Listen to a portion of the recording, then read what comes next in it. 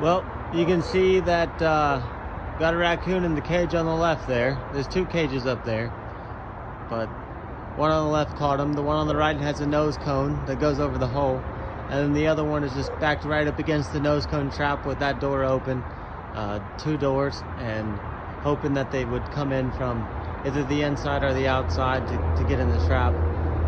If they were inside when I set the trap about 3 days ago, they would have gotten caught on their way out, but they weren't in the house on that day, or either they stayed in the house for the 3 days straight, which I would find out with the temperatures we've had, they probably would have moved before that. So apparently last night they moved, and he came back to the house and couldn't get into his normal hole, so he found his way in through the cage and got caught in the one on the left without the nose cone, or with the nose cone actually, my bad.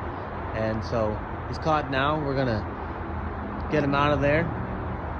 We'll take that trap down, put him in a cage trap with a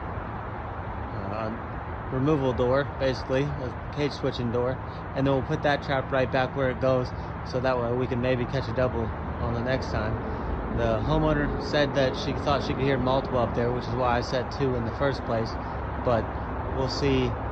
There's probably just one left, if there is one left. They might have just been hanging out up there more than one at a time, just to mate, although it's a little early, but they run in double sometimes, so you never know. But we'll take that one down, we'll reset the trap and put him in a different one, and I'll show you the whole process. Alright, we're up on the ladder now. This is Mr. Raccoon in the nose cone Comstock trap, and here's the hole they were coming in and out of. We got 2 trap sets here. This is the Comstock with the nose cone, and then we got one butted right up against it, just a double door Comstock, and still both doors open, so nothing messing with that one. But you can see I put this plywood over the hole, cut a hole in there about the size of the hole that they were going in, and that plywood helps keep the trap from sitting right on the shingles. That way if something gets caught, they don't rip up the shingles. But Comstocks normally help with that, or any trap with the 1/2 inch by 1 inch wire helps with that, as you can see when you look up close. Those straps right there, they can't, except for this door part, the nose cone, but once they get caught, they can't get their arms out the wire's too small.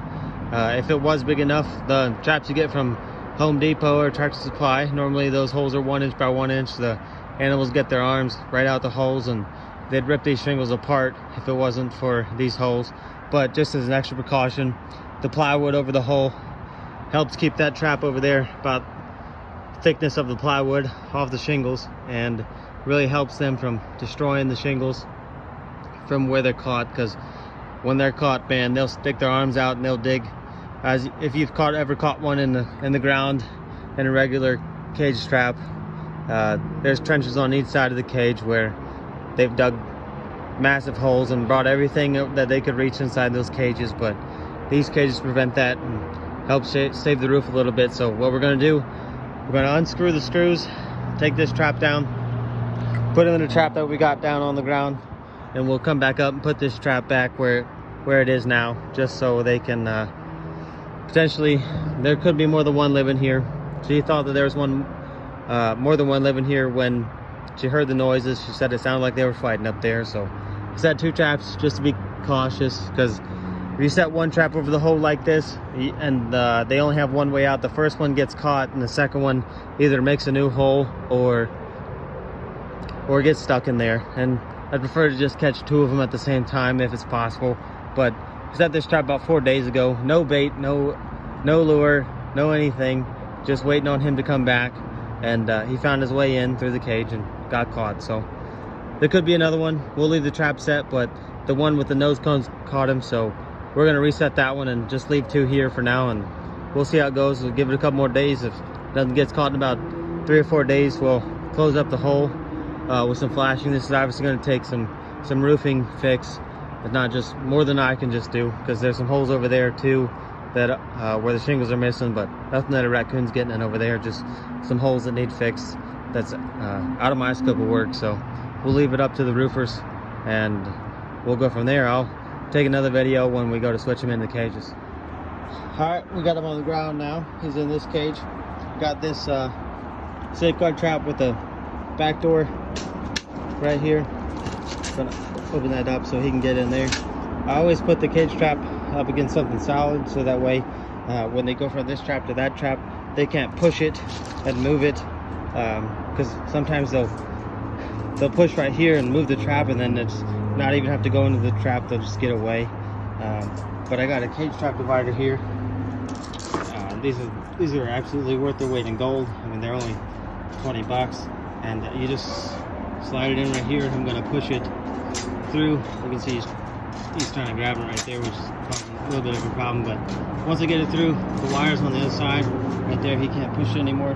That way I'm free to open up this door without letting him out or letting him get at me or anything. So I'll open that, I'll lock it open, and then I'll pull the cage trap divider after I open this door, let him through. It's gonna be tough to video if I can, but we'll see how it goes. All right, we got the cage divider in, got a bar holding up the door here for the Comstock. And then we're gonna put him in the safeguard with the rear door. Just real quick, all it's gonna take, I'm gonna pull this divider here. Check out Mr. Raccoon. He's gonna walk. There he is. He goes in the other trap. Close it down. Make sure we lock it up good. Safeguards. They got a special lock there with the rear switches. We'll lock it up with the wires. We're good to go. He's in another cage. We're going to reuse the nose cone trap just because we like those traps. They're a little bit more expensive than the safeguards because of the double doors and the nose cone. But got the raccoon. No bait, no lure, no anything. Just setting 2 traps right over the hole. It's funny because in this job, when I set it up, the tenant here, so she rents the place, and they weren't doing a good job of taking care of the problem. So she called me. I came out and set the traps, and of course the property managers freaked out after that. They said, "Oh God, did he set a trap on the ground? Where'd he put it? Did he put a bunch of bait in it?" Nothing like that. Just because if I wanted to, this place backs up to a woods next to a highway. I'm sure 10 raccoons pass by the house at night. If I wanted to, I'd set a trap on the ground. I'd fill it full of some stinky sardines or cat food or something smelly, and I'd catch raccoon every night here if I wanted to. But with no bait, setting right over the hole. Caught the raccoon, 3rd night.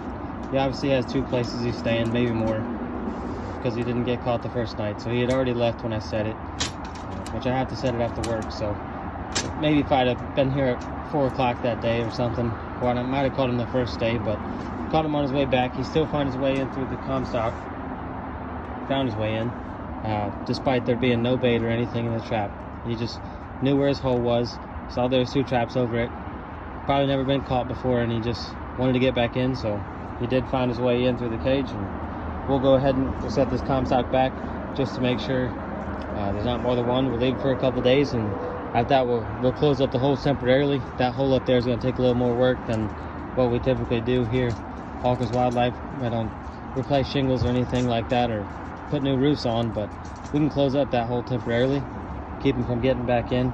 This raccoon obviously won't get back in. We're going to take him far away from here, but that's how it works. All right, got the trap set back up. Nose cone trap, then just a regular 2-door with the flush side sitting up against the nose cone. There's a small gap in there, but nothing's going to get through that gap. At least nothing that's using that big of a hole. So we'll leave it for a couple more days, and if we don't catch anything else, we'll close it up. Maybe put some temporary flashing over that hole just to keep water out from rotting that wood even more over there, and leave it up to the roofers after us, because a little bit more than we can take care of here. So thanks for watching.